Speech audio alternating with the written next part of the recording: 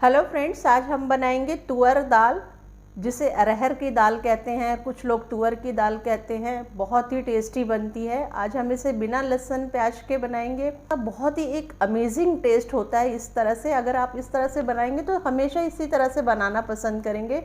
तो चलिए शुरू करते हैं।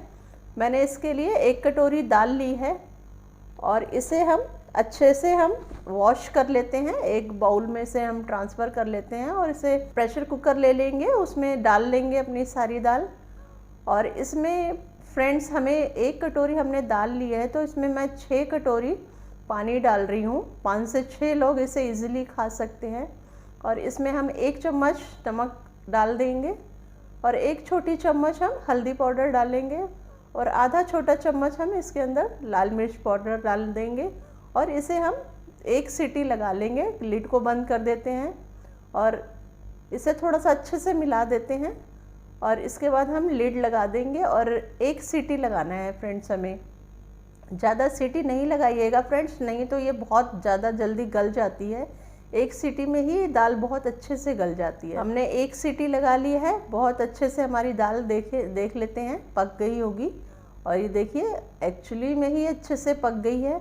और इसे हम थोड़ा सा गैस जला देते हैं और थोड़ी सी देर इसे हम पकने देते हैं, थोड़ा सा बॉईल हो जाने देते हैं। इससे जो साबुत दाल है वो थोड़ा सा अच्छे से पानी के साथ मिक्स हो जाएगी और एक जैसे दिखेगी। बहुत टेस्टी बनती है फ्रेंड्स ये दाल जो है। तो चलिए अब इसके अंदर हमें डालना है एक मसाला डालेंगे जो हमारे यूपी में बहुत फेमस होता है और सभी लोग बनाते हैं। इसे हम खटाई कहते हैं और इसे आम को सुखा के बनाया जाता है। आम को छील के सुखा लिया जाता है और उसके बाद बनाया जाता है। जैसे हम अचार बनाते हैं उसी तरह बनता है। अचार में छिलके समेत बनाया जाता है और एट रैंडम बनाया जाता है, मतलब थोड़ा उसको सुखा के। लेकिन इसको पूरी तरह से अच्छे से सुखा के पूरा लकड़ी जैसे बन जाता है, फिर इसको बाद में बनाया जाता है। सारे मसाले वही अचार वाले यूज़ किए जाते हैं। उसमें बहुत सारा तेल डाला जाता है, इसमें तेल नहीं डाला जाता है। तो यूपी वाले बहुत अच्छे से जानते होंगे। अब इसमें मैं डाल देती हूँ और इसे अच्छे से एक थोड़ा सा बॉईल आने देते हैं ताकि जो दाल खड़ी खड़ी दिख रही है वो अच्छे से मिक्स हो जाए।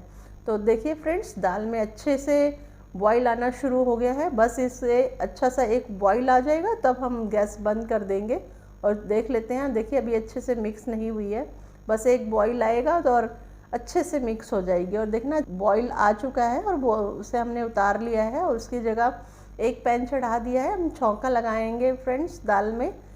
तो 2 चम्मच मैंने भर के देसी घी इसमें डाल लिया है और इसे मेल्ट होने देते हैं। घी मेल्ट हो गया है फ्रेंड्स और 1 छोटा चम्मच हम इसमें जीरा डाल देंगे और 1/4 चम्मच हम इसमें हींग डालेंगे फ्रेंड्स। हींग डालना बहुत ही मस्ट है अरहर की दाल में, क्योंकि जो अरहर की दाल होती है थोड़ी बाय होती है, गैस बनाती है, तो इसमें हींग जरूर डालिए जब भी। जैसे अब जीरा को हम क्रैक हो जाने देते हैं। हमें 2 लाल मिर्च लेनी है फ्रेंड्स, साबुत लाल मिर्च इसमें डालेंगे। जीरा अच्छे से लाल हो गया है और मिर्चों को, गरम तेल है, गैस ऑफ कर देंगे, नहीं तो मिर्ची जो है हमारी बहुत जल्दी जल जाएंगी। अब इसी तेल में अच्छे से पक जाएंगी। अब दाल के अंदर हमने छौंका डाल दिया है फ्रेंड्स, बहुत ही टेस्टी बनती है।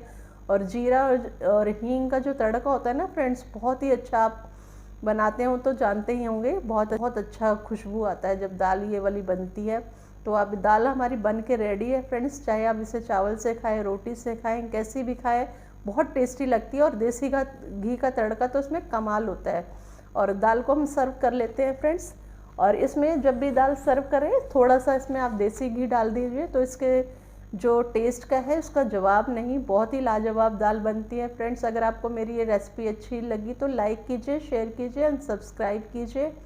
नेक्स्ट वीडियो में मिलेंगे। Thank you for watching.